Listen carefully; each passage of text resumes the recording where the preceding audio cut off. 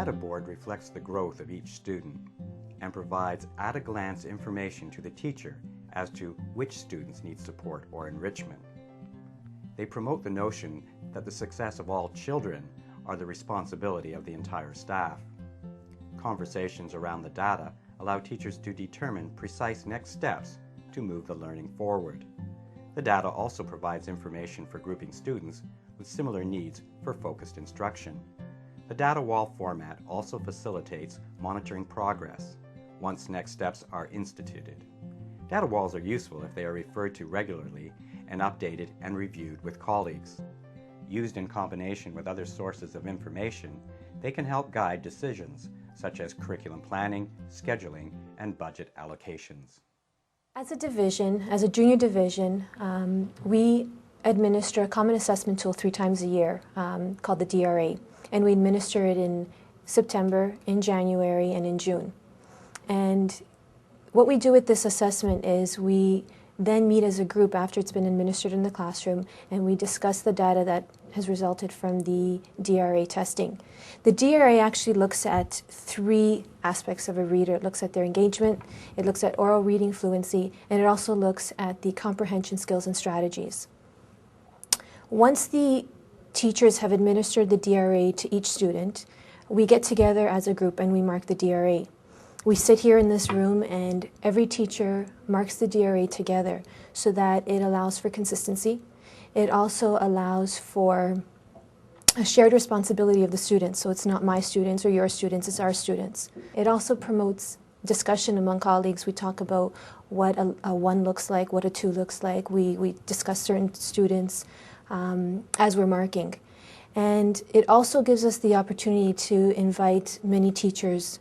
We have all homeroom teachers, all junior homeroom teachers are a part of this. The CERT is a part of this. The librarian, as well as a literacy teacher and ESL teacher. Once we finished marking the DRAs as a group, each teacher fills out a Focus for Instruction class profile sheet. On this sheet, they record how the student did in all the different areas, for example, wide reading, expression, predicting, summarizing, literal comprehension, etc., etc. So they'll record for each student how they did in each area. When a teacher completes it, it'll look something like this, whereby all the students are listed down in alphabetical order, and then you'll have a whole group of numbers. Now, this is very good for the teacher because it allows them to then look at the results and see what areas of need perhaps one individual might have, perhaps a group of students might have, or the whole class. So looking down, for example, in prediction, if a teacher notices that there's a lot of 1s and 2s, this might be a whole class lesson. And this will also inform the focus for shared reading. So if they notice that predicting they're getting 1s and 2s, this could be a mini lesson for, this could be a focus for shared reading. For a whole class. They also might notice, for example, in metacognitive awareness, there are several students who are getting 1s. So this might be a small group activity, and it might be where the teacher pulls a small group and does a shared reading lesson on metacognitive awareness. So this class profile sheet is actually very helpful for the teacher because it will inform their teaching. What we do after we have this is every teacher will fill out a sheet which we call Using Your DRA to Drive Instruction. And it'll have the need. And we have a list of needs here at the bottom of the page which have to do with the DRA testing. For example, the predicting, the summarizing, literal comprehension. And if the teacher feels that that's a need in their classroom based on the data that they've collected, they will put that as a need and they'll list either student names or they might say it's a whole class. So this allows for differentiated instruction.